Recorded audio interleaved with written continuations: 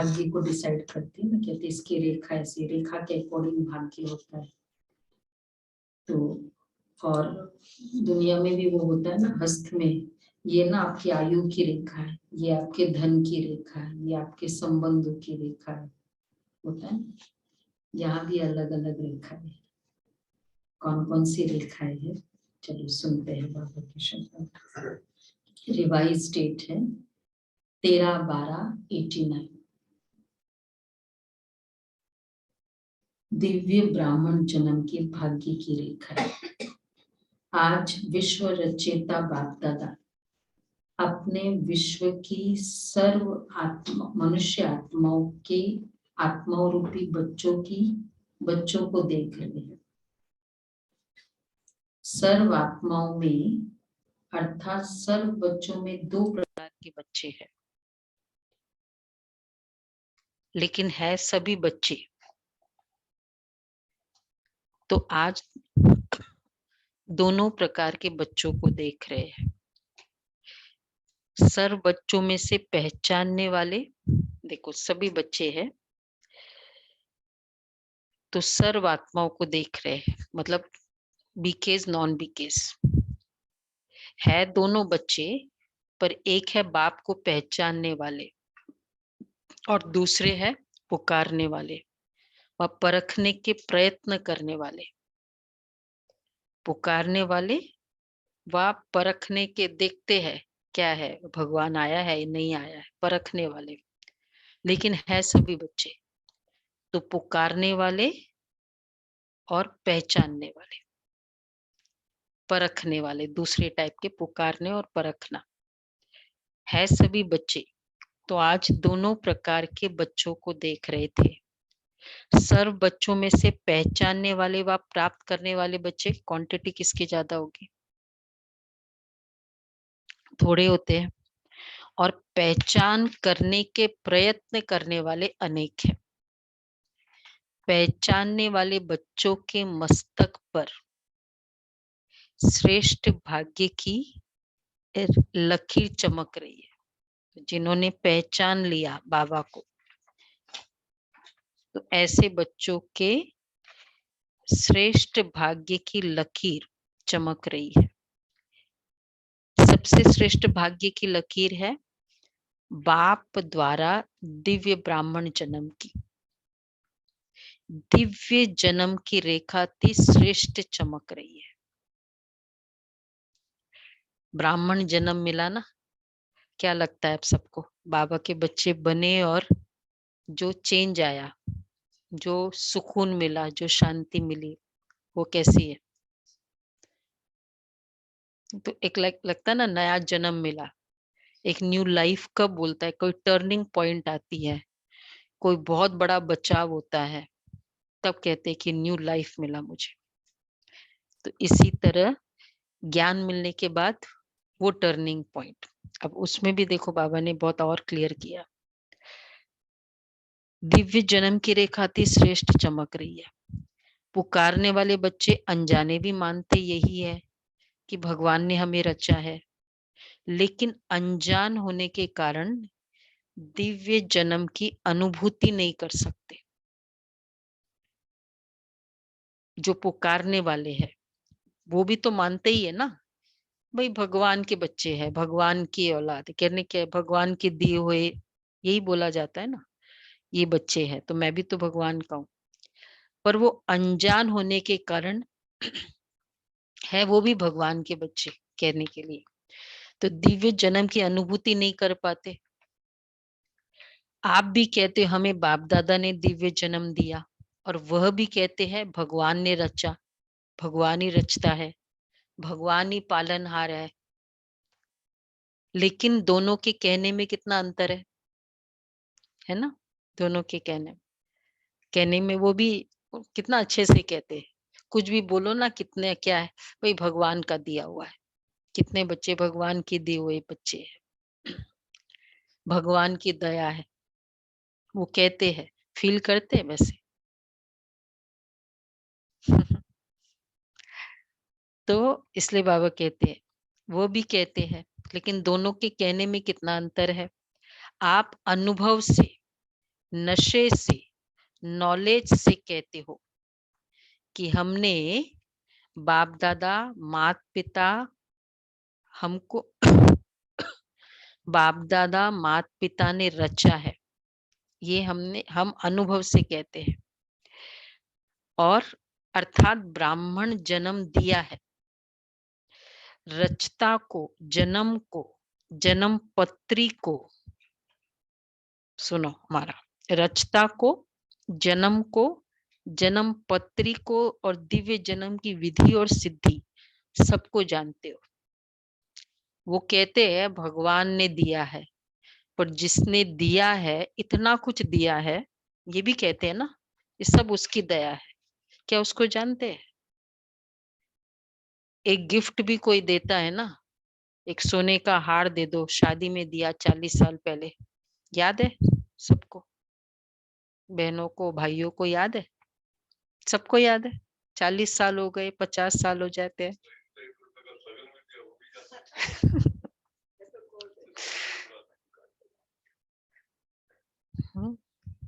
और कहते हैं भगवान ने ये सब कुछ दिया है, तो फिर तो कितना कुछ याद रखना चाहिए।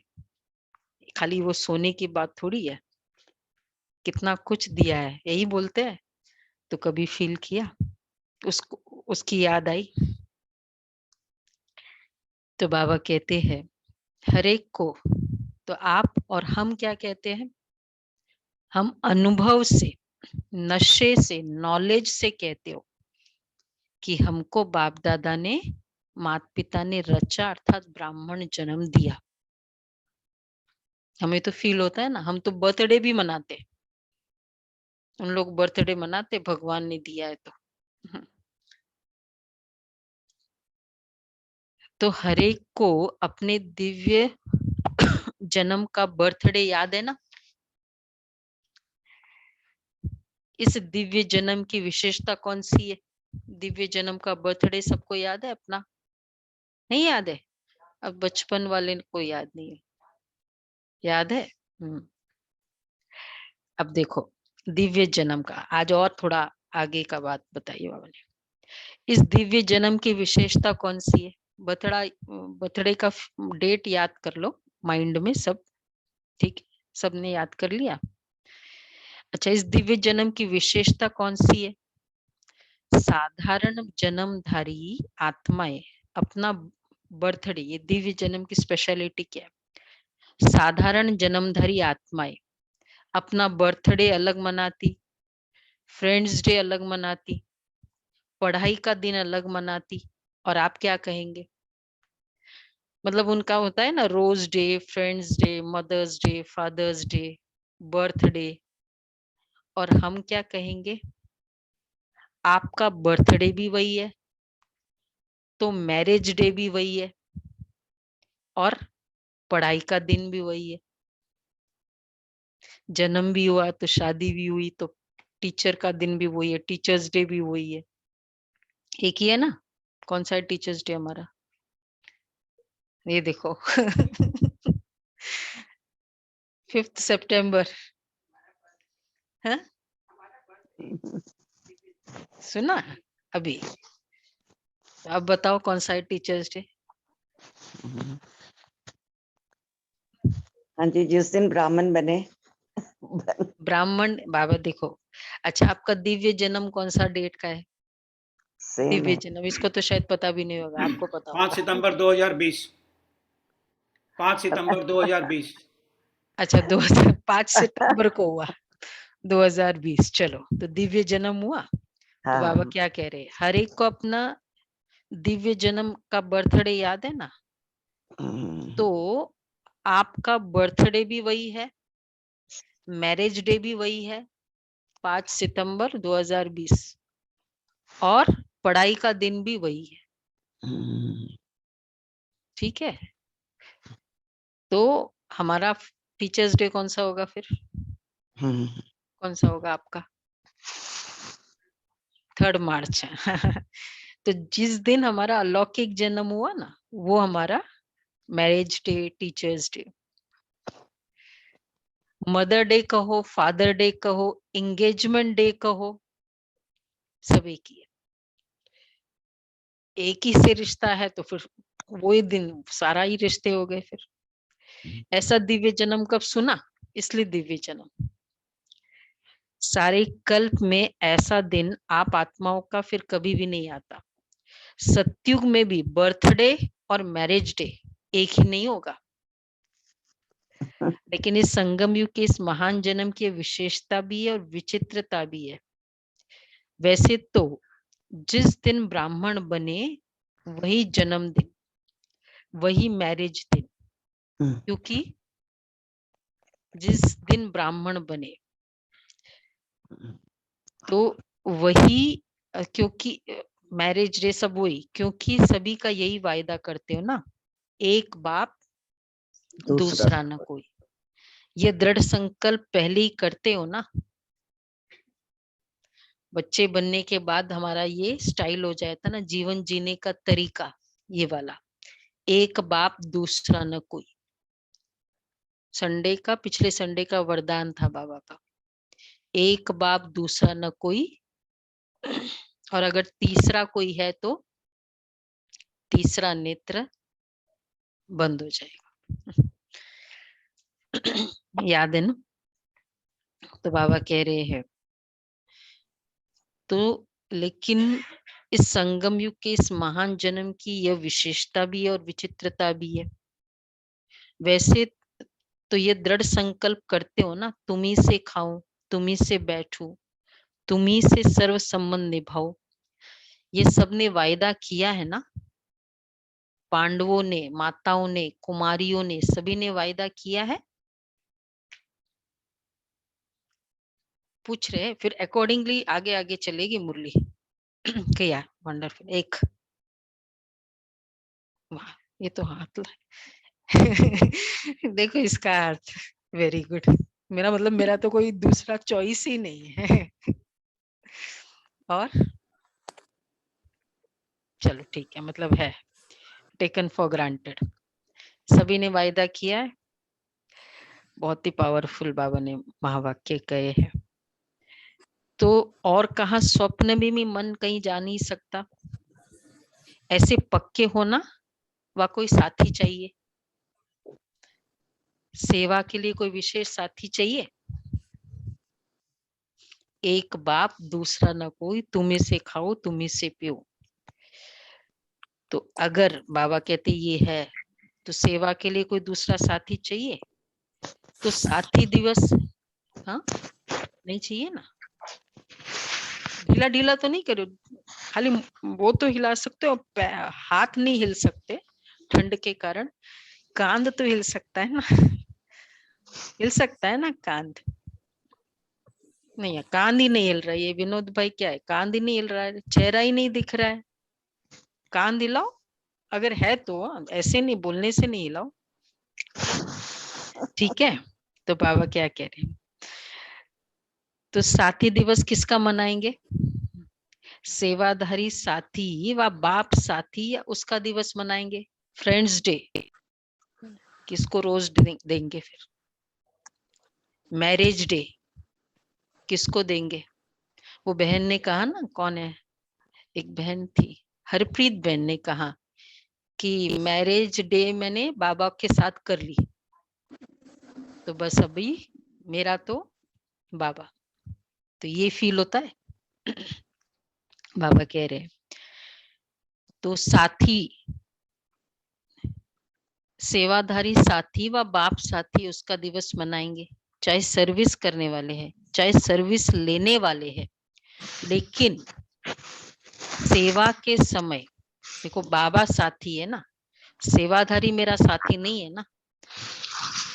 तो चाहे सर्विस के समय सर्विस लेने वाले, लेकिन सेवा के समय सेवा की, फिर इतने न्यारे और प्यारे बनो जो जरा भी विशेष झुकाव नहीं हो। बहुत ही अच्छी लाइन मुझे लगी है बाबा की, कि सेवा ले ली, वो आत्मा ने बहुत अच्छा सहयोग दिया, समय पर दिया, किया बाबा की सेवा की, लेकिन कोई भी विशेष झुकाव न हो। क्यों? जो सेवा में मदद करेगा वो विशेष तो होगा ना, चाहे भाई हो व बहन हो। जो विशेष सेवा करता है फिर वह विशेष अधिकार भी रखेगा। तो सेवा के साथी बनो, लेकिन साक्षी होके साथी बनो। विशेष अधिकार, वैसे विशेष ठीक है, विशेषता है, पर मेरे ऊपर उसका अधिकार, सिम्टम्स क्या है कि वो उसका अधिकार है मेरे ऊपर।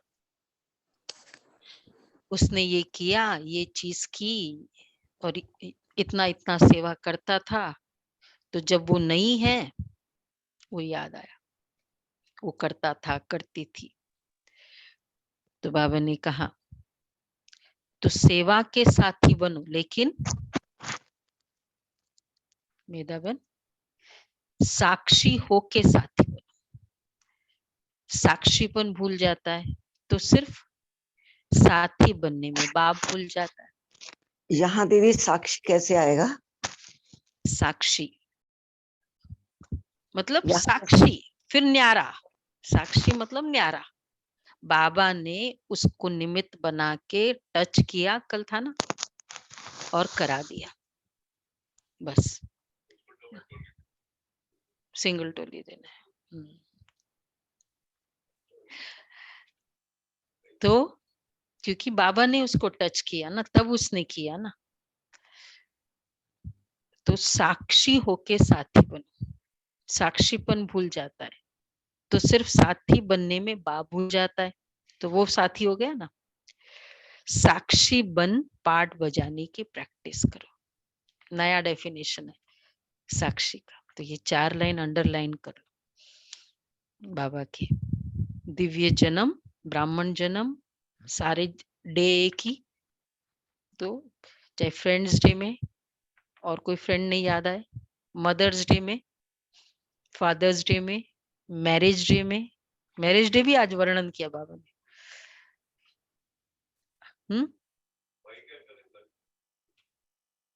क्या करे भाई? मैरिज डे दोनों का नहीं होता है, एक का ही होता है क्या? आप युगल का होता है ना, तो आप, हाँ, भाई क्या है? शरीर भाई है ना, आत्मा क्या है? नहीं नहीं, आत्मा क्या है? क्यों बाबा बहुत रोज कहते हो? बोलो आत्मा क्या है? हाँ, तो आत्मा क्या है? तो आत्मा क्या है? सजनी। हाँ, राइट बोला आपने। तो आत्मा सजनी है ना, सजनी। बाप आत्मा साजन नहीं बन सकता, इतना है जरूर। बाबा सजनी नहीं बनता, हम साजन नहीं बनते, आत्मा। तो मैरिज डे मतलब क्या? एक आत्मा के साथ मेरा जीवन भर का बचा हुआ जीवन का संबंध, इसी का डेफिनेशन है मैरिज डे। मैं आत्मा बाबा के साथ अब बचा हुआ जीवन, बस। हर बच्चे के मस्तक पर विशेष 4 भाग्य की लकीरें चमकती है। दिव्य जन्म की रेखा, पहला लकीर वो होता है ना, आयु की रेखा और ये वो रेखा। तो दिव्य जन्म की रेखा, परमात्मा पालना की रेखा, परमात्मा पढ़ाई की रेखा, और निस्वार्थ सेवा की रेखा। 4 रेखा बाबा आज देख बता रहे। दिव्य जन्म की, परमात्मा पालना, पढ़ाई और निस्वार्थ सेवा की रेखा। तो अब ये चारों रेखा देखो, जन्म के बाद सभी के मस्तक में चारों ही भाग्य की रेखाएं चमक रही है। लेकिन चमक में और सदा एक रस वृद्धि को प्राप्त करने में फर्क होने के कारण चमक में अंतर दिखाई देता है। आदि से अब तक चारों ही रेखाएं सदा यथार्थ रूप से चलती रहे, ये चारों, वो बहुत थोड़ों की है। दिव्य जन्म, डिवाइन बर्थ, परमात्मा पालना। अब कैसे एक्चुअली क्या क्या वो रेखा है, ये बाबा ने आगे बताया है। परमात्मा पढ़ाई और निस्वार्थी, लेकिन वैसा ही लगे वो रेखाएं। जैसे कहते हैं तुम्हारी रेखा ना कहीं टूट गई है, मतलब आयु तुम्हारी उतनी कम है। आदि से अब तक चारों ही रेखाएं सदा यथार्थ रूप से चलती रहे, वो बहुत थोड़ों की है। बीच बीच में कोई न कोई इस बात में भाग्य की लकीर या तो खंडित होती है व चमक कम होती है, स्पष्ट नहीं होती। जैसे हस्त रेखाएं भी देखते हैं ना, कोई की खंडित होती, कोई की एकरस होती है, कोई की स्पष्ट होती है, कोई की स्पष्ट नहीं होती है। बाप दादा भी बच्चों के भाग्य की रेखा को देखते हैं। कोई की एकरस होती है, दिव्य जन्म तो सभी ने लिया, लेकिन दिव्य जन्म की रेखा खंडित होती व स्पष्ट नहीं होती। और जैसे नहीं भाई, आपकी ना वो क्या बोलते हैं, आयु की रेखा इतनी क्लियर नहीं है, तो क्या कह देते, कुछ गड़बड़ है। तो बाबा कहते हैं तो दिव्य जन्म, लेकिन दिव्य जन्म की रेखा खंडित होती व स्पष्ट नहीं होती, क्योंकि अपने जन्म के धर्म में अखंड नहीं चलता, तो उनके भाग्य की लकीर खंडित होती है। अपने धर्म, ब्राह्मण धर्म की रेखा में अखंड नहीं चलता है। धर्म क्या है, कर्म क्या है, उसको तो जानते हो ना।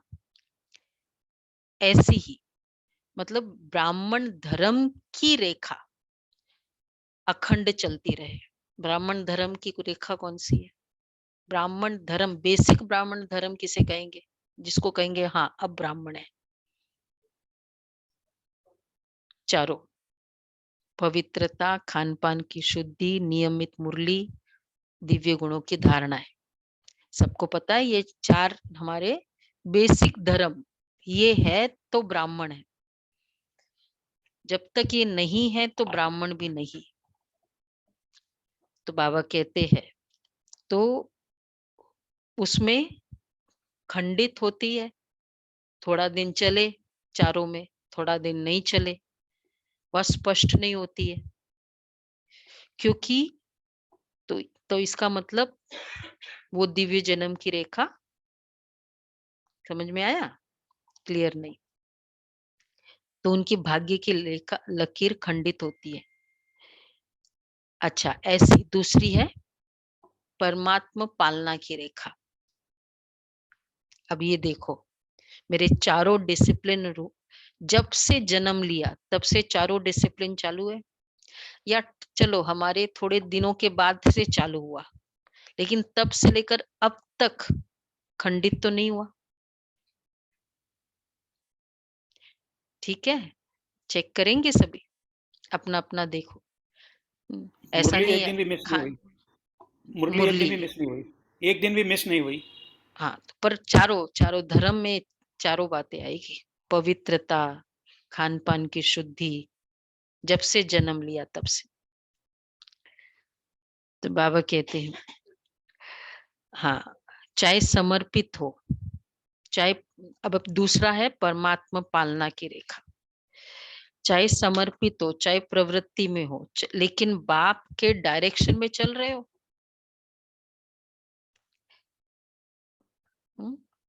समर्पित हो या ये, ऐसे तो नहीं ना, बाबा की मुरली कुछ अलग चली है ना समर्पित वालों के लिए। और प्रवृत्ति वाले क्या कहेंगे? अपना कमाया हुआ, अब एक एक क्वेश्चन आंसर करते जाओ, टिक मार्क है या क्या है? अपना कमाया हुआ खाते हो व बाप का खाते हो? फर्स्ट क्वेश्चन लिखते जाए, यस नो, सिर्फ आपको लिखना है तो हमको याद भी रहेगा।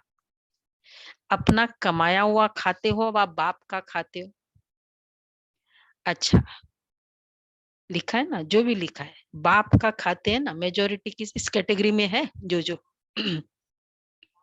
बाप का खाते हैं, क्योंकि अपना सब कुछ बाप को दे दिया तो बाप का ही हुआ ना। चाहे कमाते भी हो, लेकिन कमाया हुआ धन बाप के हवाले करते हो या अपने काम में लगाते हो? ट्रस्टी हो ना, अपने काम में लगाते हो, लेकिन ऐसा थोड़ी कि कोई बाबा के ही कार्य में सारा दे देना है, लेकिन ट्रस्टी हो ना, ट्रस्टी का अपना कुछ नहीं रहता। कभी कभी हम कमाते हैं या कहीं से मिलता है कुछ भी, भाइयों में हो सकता है ना, जो भी कमाते हैं, भाई मैं कमाता हूँ, खून पसीने की कमाई है, ये संकल्प आता है। बच्चों के लिए भी सामने बोल देते हैं, आपको क्या पता, बाहर जाके कमाई करके देखो, ये भी क्या है, मैंने कमाया, मतलब मेरा है, ये हो गया ना। ट्रस्टी हो ना, ट्रस्टी का अपना कुछ नहीं रहता, गृहस्थी में अपनापन होता है। ट्रस्टी अर्थात सब बाप का है। अपने हाथ से खाना बनाते हो तो भी समझते हो ना कि ब्रह्मा भोजन खा रहे हैं। पहले भोग किसका लगाते हो, परमात्मा पालना में चल रहा है, फर्स्ट कमाना, सेकंड तो ट्रस्टी, मेरा नहीं है। अब फिर मेरा नहीं है तो फिर उसका और अभी आगे बात है। दूसरा है भोजन। तो भोग, पहले भोग किसको लगाते हो, बाप को अर्पण करते हो ना। जो थाली आती है वैसे तो प्रॉपर भोग लगता ही है, भोग लगना चाहिए। तो पहले भोग बाबा को लगाते हो ना, बाप को अर्पण करते हो। अर्पण करना अर्थात आप लोग को पता है ना, वो हम लोग भोग लगाते हैं, फिर उस भोग को सब में मिला देते हैं। अब फिर क्या हो गया, वो सारा भोग हो गया। तो अर्पण करना अर्थात बाप का खाना, ब्रह्मा भोजन खाते हो।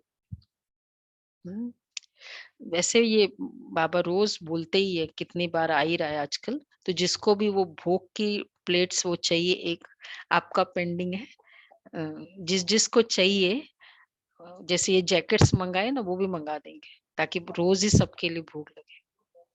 बॉक्स वाला, हाँ बॉक्स वाला, प्लेट नहीं, बॉक्स, बॉक्स प्रॉपर बॉक्स है। तो जिसको चाहिए ना, वो भी अपना वेराली कवन, वेराली कवन को नाम लिखा दो। मधुबन की कोऑर्डिनेटर है वो। तो चाहिए किसको, एक प्रॉपर भोग की आती है और उसमें कटोरिया होती है, जितनी 4-5 कटोरिया होती है। तो एक लगेगा, हम भोग लगाते, नहीं तो वो जूठी थाली में तो कभी नहीं लगाते बाबा को। आप अपनी थाली बनाते हो उसमें तो नहीं, कोई चांदी की भी बनवाते बाबा के लिए अलग से। हाँ तो हो क्या, कर लो।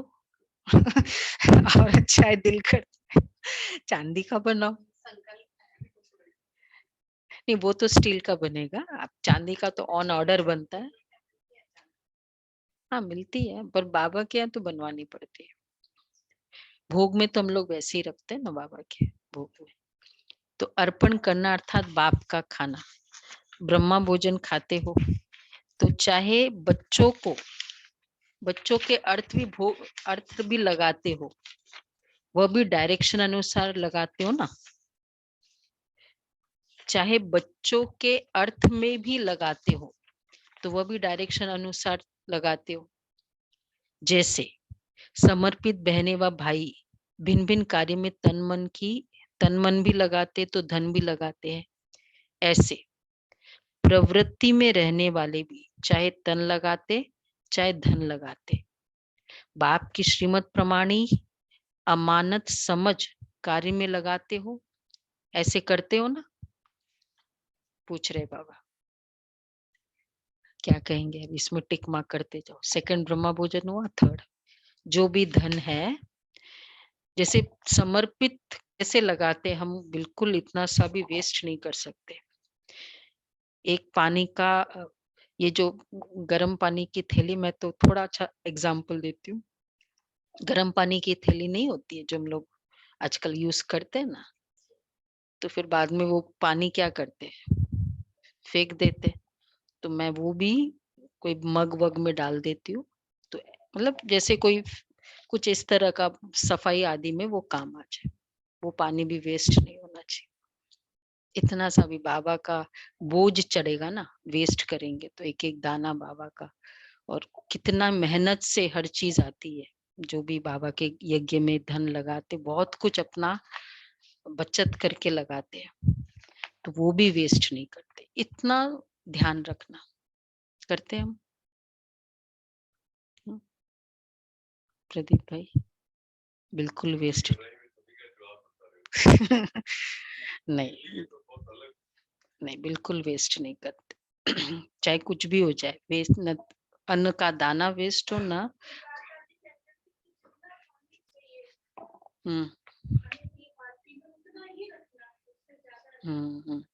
एग्जैक्ट उतना है।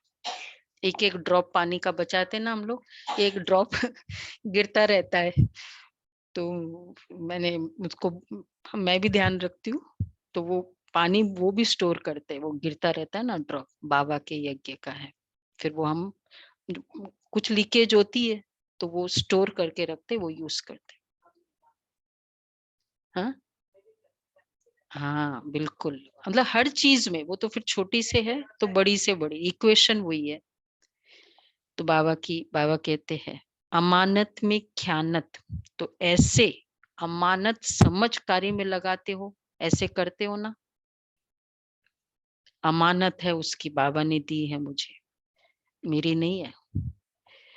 कभी होता है ना मेरा होता है ना, तो ठीक है भाई, उसकी चीज है। अमानत में ख्यानत अथवा मनमत तो नहीं मिलाते हो।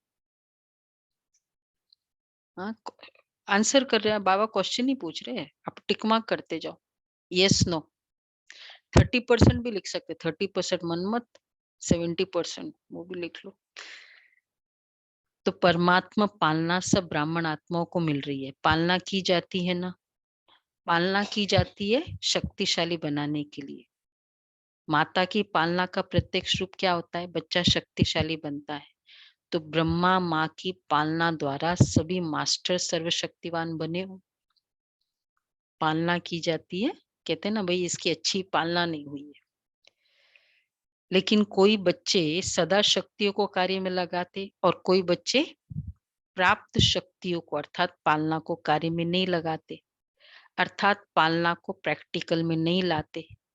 इसलिए श्रेष्ठ पालना मिलते हुए फिर कमजोर रह जाते हैं और भाग्य की लकीर खंडित हो जाती है। तो परमात्मा पालना की रेखा कैसी है सबकी? भोजन, कमाना, फिर उस कमाई को यूज करना, 3 चीजें। 100 आउट ऑफ 100। राजू बहन 100 आउट ऑफ 100 है, नहीं है? फिर पूरी पालना नहीं करेंगे तो बाबा क्या कहते हैं, फिर उसकी शक्तिशाली नहीं, बच्चा शक्तिशाली नहीं। क्या है, यही समझना है, अमानत है, बाबा ने मेरे को दिया है, वेस्ट नहीं करना है, बस इतना ही समझना है। अच्छा, तीसरा तीसरा है पढ़ाई। ऐसी पढ़ाई की लकीर, पढ़ाई का एम ऑब्जेक्ट ही है श्रेष्ठ पद को प्राप्त करना। शिक्षक बाप पढ़ाई सबको एक ही पढ़ाता है, एक ही समय पर पढ़ाता है। लेकिन जो ब्राह्मण जीवन का वह पढ़ाई का पद अथवा नशा है, वह सबको एक जैसा नहीं रहता। फरिश्ता सो देवता स्टेटस को सदा स्मृति में नहीं रखते, इसलिए भाग्य की लकीर में अंतर पड़ जाता है। ऐसी ही सेवा की लकीर, तो पढ़ाई का नशा, दो ही लाइन बताई है पढ़ाई के में बाबा ने।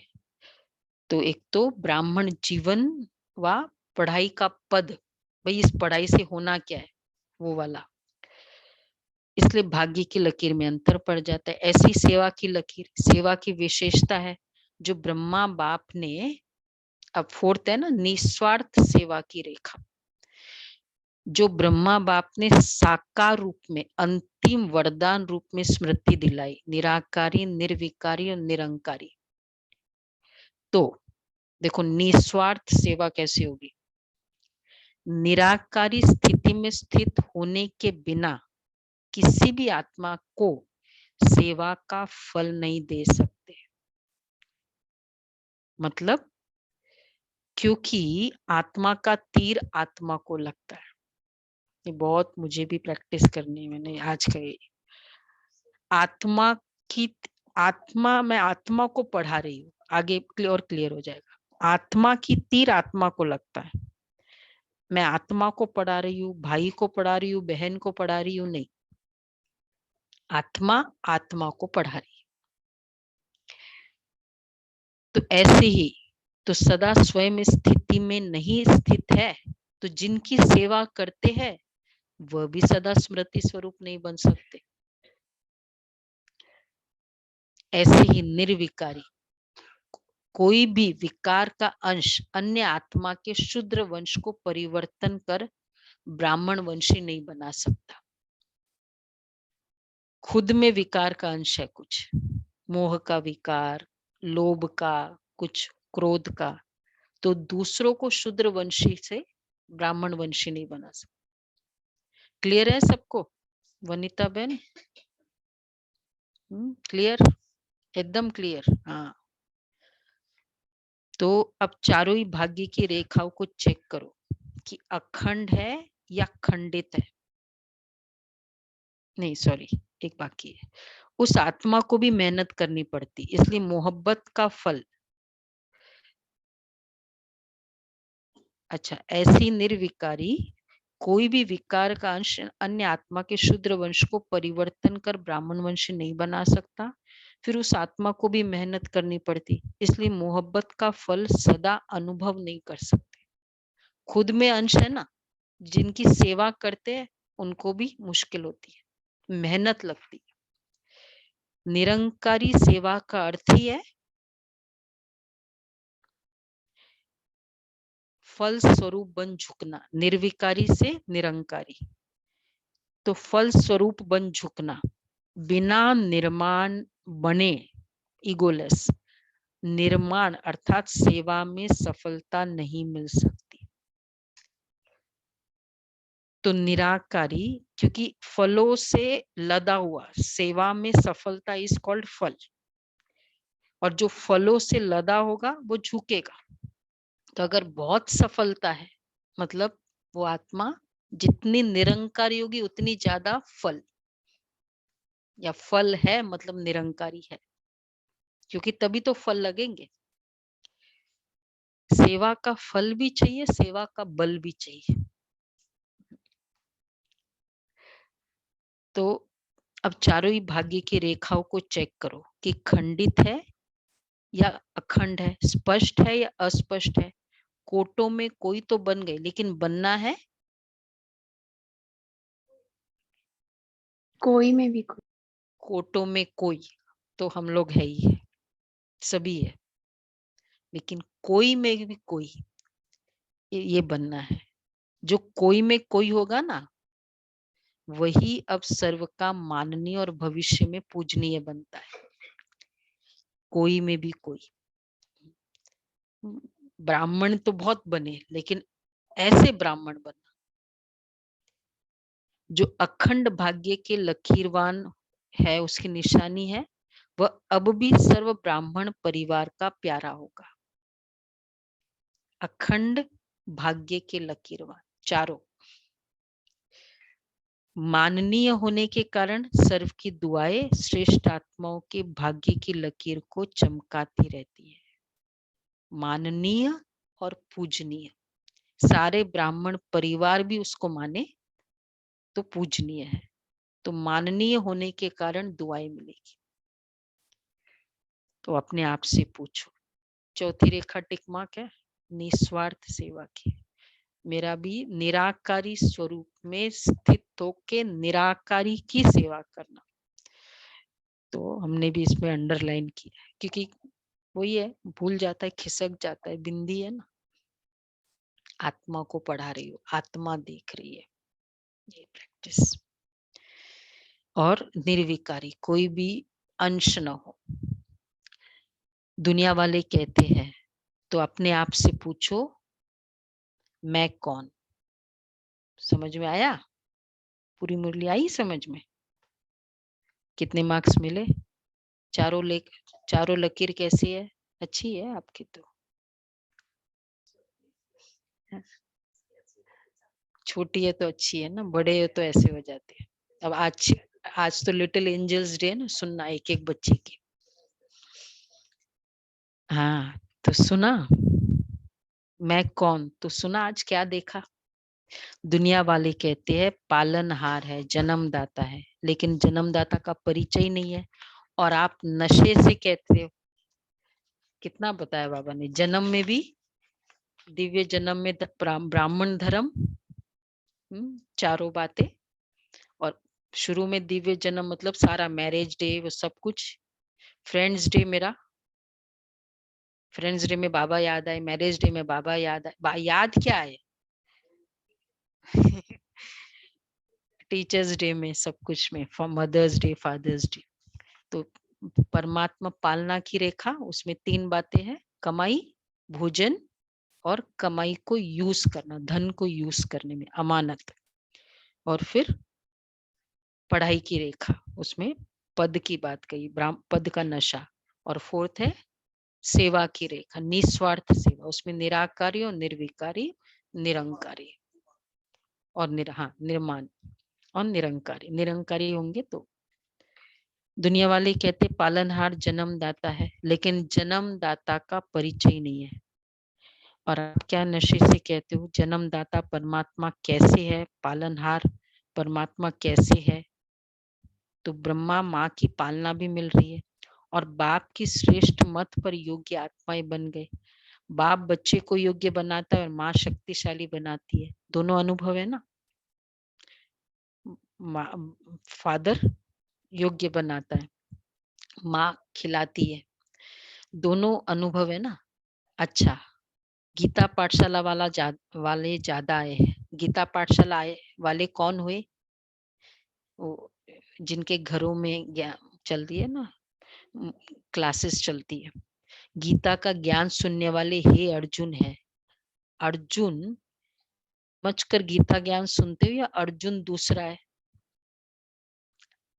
अर्जुन कौन है यहाँ? हम सब।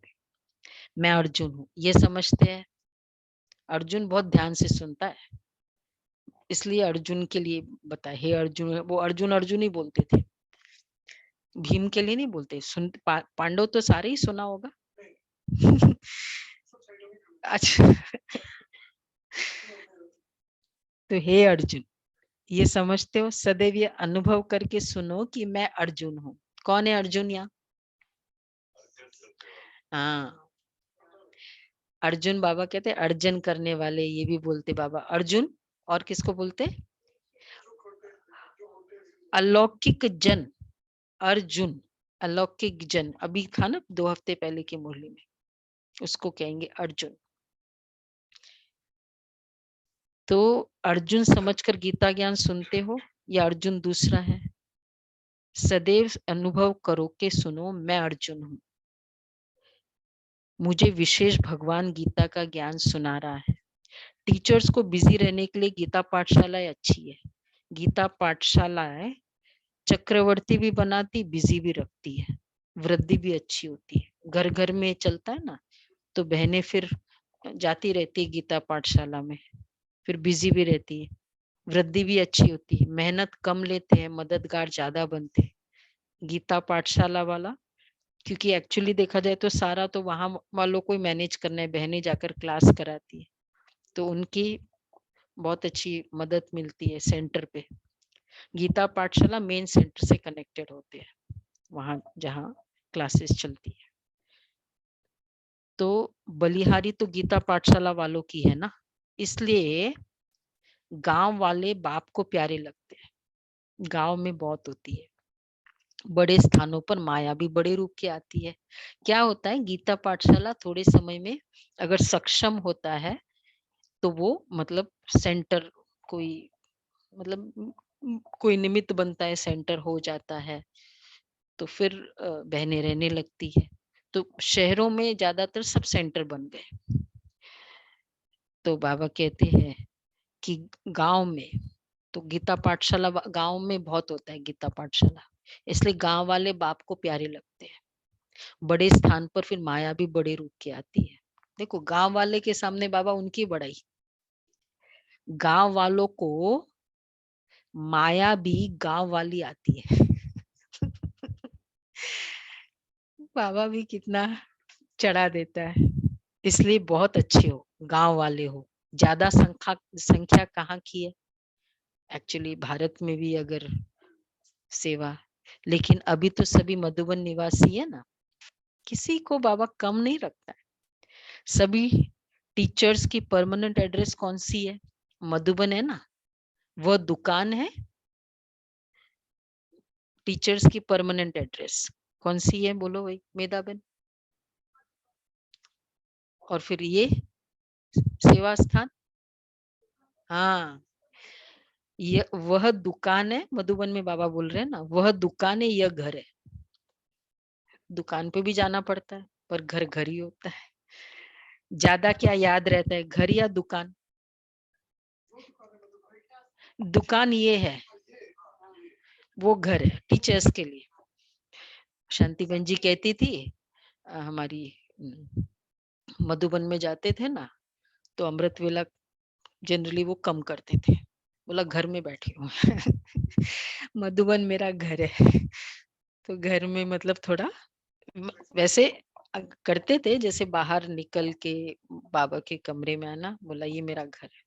क्योंकि उनकी जो पालना हुई थी ना, वो सेंटर ही उनका घर ही था।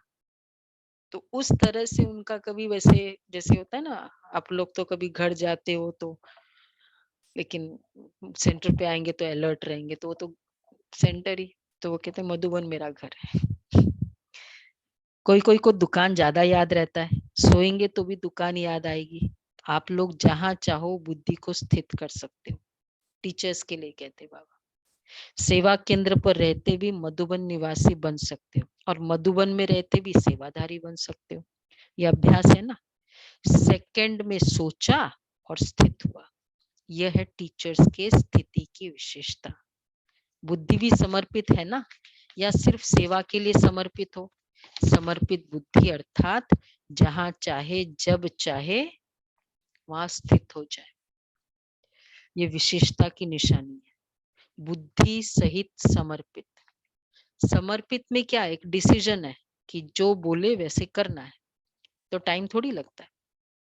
ऐसे होना, या बुद्धि से आधी समर्पित है और शरीर से सारी है। टीचर्स बाबा क्या क्या पूछ लेते। कभी कभी शरीर से तो हम समर्पित हो जाते, लेकिन बुद्धि से समर्पित नहीं होते। कोई कोई टीचर्स भी कहती है, योग में बैठते हैं तो आत्माभिमानी होने बदले सेवा याद आती है। लेकिन ऐसा नहीं होना चाहिए, क्योंकि लास्ट समय अगर अशरीरी बनने की बजाय सेवा का भी संकल्प चला तो सेकंड के पेपर में फेल हो जाएंगे। उस समय सिवाय बाप के निराकारी, निर्विकारी, निरंकारी और कुछ याद ही नहीं। ब्रह्मा बाप ने अंतिम स्टेज यही बनाई ना, बिल्कुल निराकारी।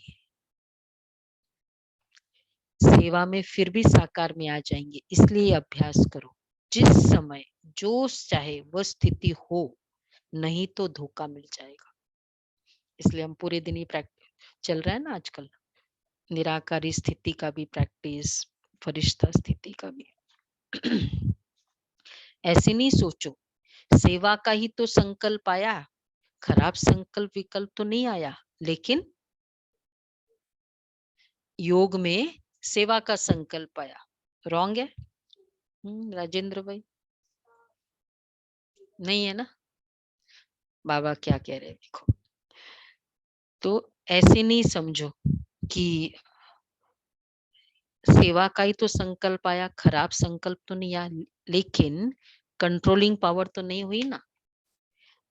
जो बाबा कहते हैं ना, दादी हमेशा कहती है, गुलजार दादी, पीरियड है ज्योग्राफी का और हिस्ट्री सोच रहे हो, योग का पीरियड चल रहा है।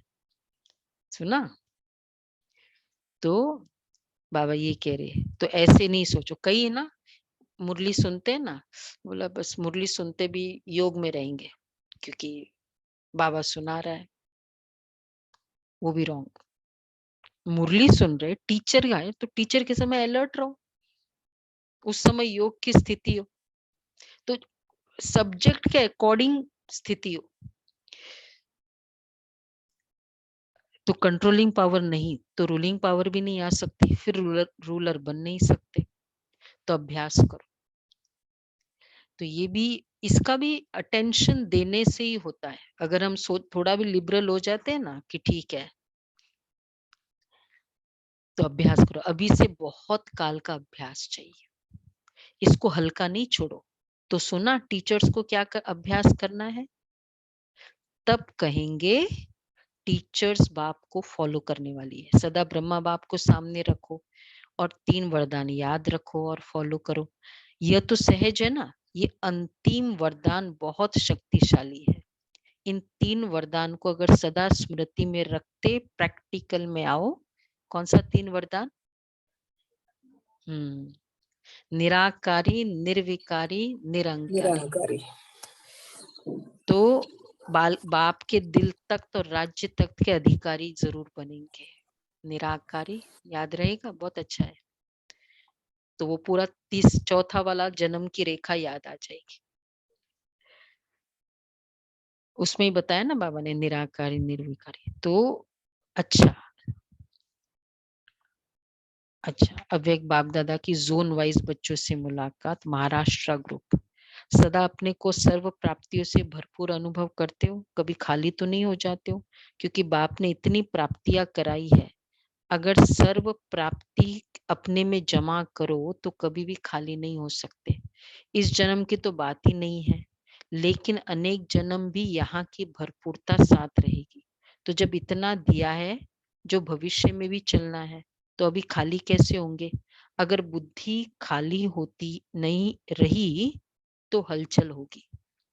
कोई भी चीज अगर फुल भरी नहीं होती ना तो उसमें हलचल होती है, मार्जिन होता है ना। तो भरपूर होने की निशानी है कि माया की मार्जिन आने की मार्जिन नहीं है, माया ही हिलाती है। तो माया आती है या नहीं? अगर हिल गए ना, मैं तो ना हिल गई, ये थॉट आया, मतलब माया आई। मार्जिन है। मार्जिन क्या है? किसकी मार्जिन है? बाबा ने कहा संकल्प में भी आती है, क्योंकि ज्ञान नहीं है।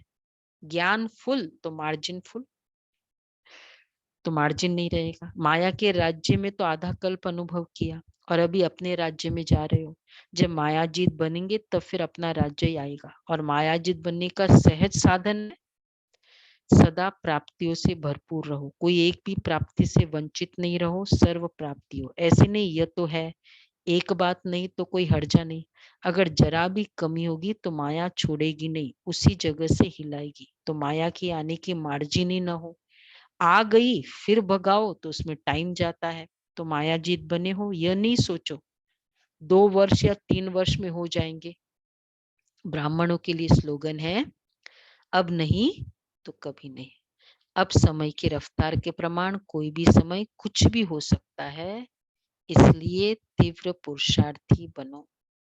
अच्छा, सर्व बाप समान, सदा नॉलेजफुल पावरफुल बच्चों को सदा भाग्य विधाता द्वारा श्रेष्ठ भाग्य की स्पष्ट रेखाओं वाले भाग्यवान बच्चे, सदा बाप समान त्रिवरदान प्राप्त हुए विशेष आत्माओं को, सदा ब्राह्मण जन्म की पालना और पढ़ाई को आगे बढ़ाने वाले ऐसे अखंड भाग्यवान बच्चों को बाप दादा का याद प्यार और नमस्ते।